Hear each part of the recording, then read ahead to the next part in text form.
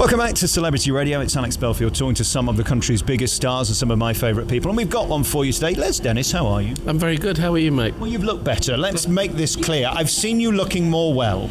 Yeah, I've seen myself looking better than this, yeah. Shaven head and very white and ghoul-like. We're here at the Nottingham Theatre Hall today for the UK tour of Addams Family, which I saw on opening night on Broadway, funnily enough. Okay. And I didn't feel it kind of worked over there because the theatre was too big. What they've done with this production, I think, is beautiful. The lighting's sensational, the staging's beautiful, and they've put a ton of money into it, which they don't always do they? No, they don't, and it's quite exciting because we are the first UK production. And I think Matthew White, who I worked with on my last job, is an amazing director, and he's assembled with Andrew Lipper an incredible cast here. And I think a lot of people who said they saw Broadway said that the kind of love didn't come across. And I think with this company, we all get on really well, which I think is clear from the audience. You know, you can see that. And the sense of family is really there in the Addams. This is nonsense, let's face it. It's the kind of show we need right now. You come in and you laugh and you get some great Broadway hits and then you get silly gags and then you go off and marry the moon. It's a bit of nonsense, but it's a lovely bit of nonsense. At the same time as being a bit of nonsense, there's heart to it.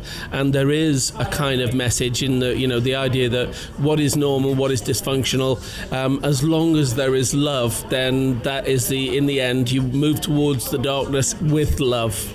It's a beautiful show, and what's nice about it, there really are great tunes. I don't think these shows work unless they're written as well as any Broadway spectacular, and although this is a comedy, sort of making fun of the genre in some respects, it's done perfectly, and these tunes are big, and you get a couple of great numbers in it. It's great, and that's what they always say, you've got to have really good tunes. Apparently that's where the phrase, the old grey whistle test, comes from.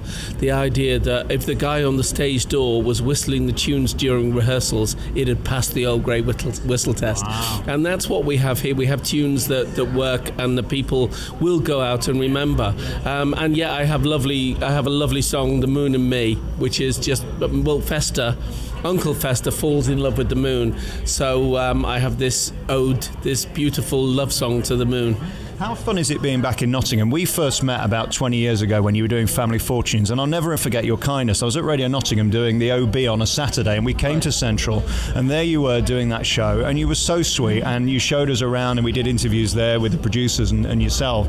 Again, this town, I mean, it was a mecca for TV back in the day. Now, of course, it's an office building that they've virtually knocked down. I believe so. I thought that for a while, wasn't it, for students, it was kind of like media training. Is it now an office building? It's a council building now, I think. I was gonna do a pilgrimage and go and see it. It'll break your heart. It probably will, because there's accountants sat in dressing rooms. Well, there were accountants sat in dressing rooms in my day, but kind of it was a great place to do. I'm 15 years of Family Fortunes.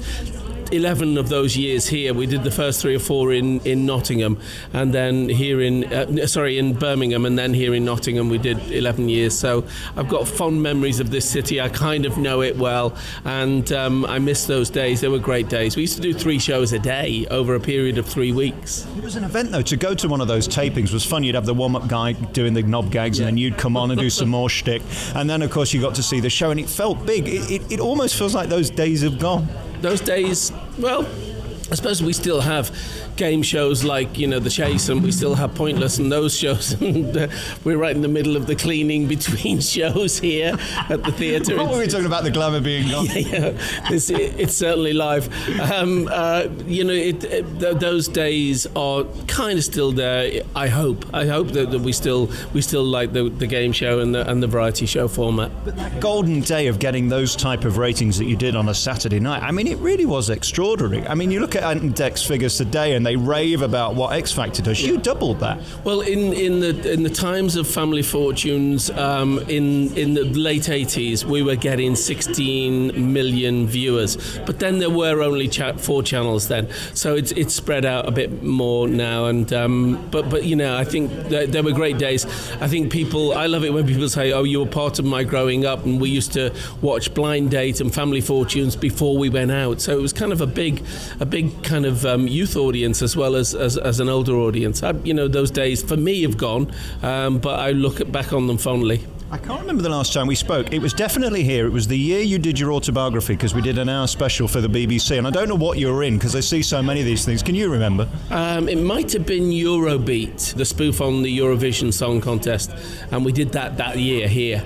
And I remember that was the last time I was here, and that was with lovely Sally Lindsay. There you are. I mean, you come back every few years doing different shows. We've just seen you most recently in Corrie. It must be brilliant for you that you're still here and still existing and still bigger than ever in a way. I mean, your career has been remarkable.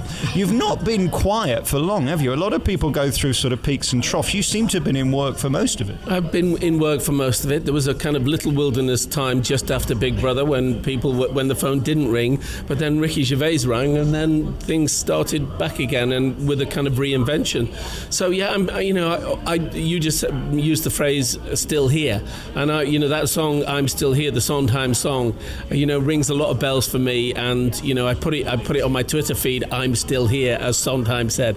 So I think you've got to reinvent. You've got to keep moving and keep reinventing, and that's the way to stay around. And of course, we get to see in this show the Addams Family, your funny bones, and that's really what you are. I mean, we go back to the 70s and New Faces and what you did with Dustin G and the sort of Russ Abbott show, that era. I mean, you are a comedian at heart, aren't you? I think so. I think a comedy actor more. I did stand up, but in my day it wasn't even called stand up. It was called me act. I did me act. I was a turn. I did the cabaret and working men's clubs. Comedy impressionist. I wouldn't call myself an out-and-out comedian. I think, I used to say jack of all trades, master of none, but I think now I would say jack of all trades, master of most. I've done enough of them, often enough to become proficient at them. I was just up at Coronation Street doing some taping a couple of months ago, and one of the things I think that made me sad about your time there, we didn't really get to see you being that happy either as an actor, and the material obviously reflects that. Did you love your time there? I wish we could have seen a bit more of you being fun, because you were sort of so angst-ridden through the whole 2 years. Well, Michael was, he was married to Gail, so, the writing was always on the wall. I had enough Gail warnings to know that he wasn't going to survive that long. He had a heart condition. He was angst-ridden about that. I did get some fun time. There was the time when Michael was paired with Eileen, and that was fun with my friend Sue Cleaver. I was there for 2.5 years, and it just passed in a flash.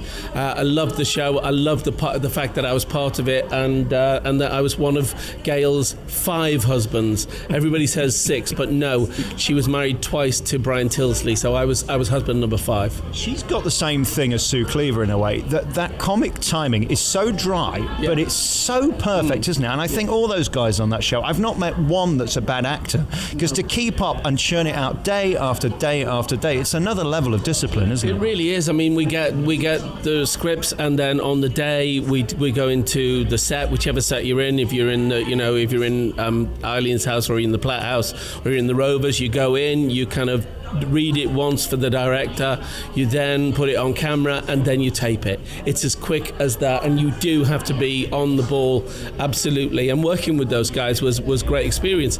I'd done comedy before, but to work with those guys who were doing that stuff day in, day out was just wonderful. And then here we are doing 8 shows a week in the Addams Family. When the phone rang and you got this part, because it is iconic and it could be done very badly if it was sort of misplaced. I love your voice in this, because you've got to go quite high, haven't you? I do have to go quite high. I joke that I've gone from Mavis and I've just added an American accent and just gone up the register, and there's Fester. So he's great to play, and that high pitch is fun, and I can get there. And you're right, you can get it, dramatically wrong, because everybody has their own idea.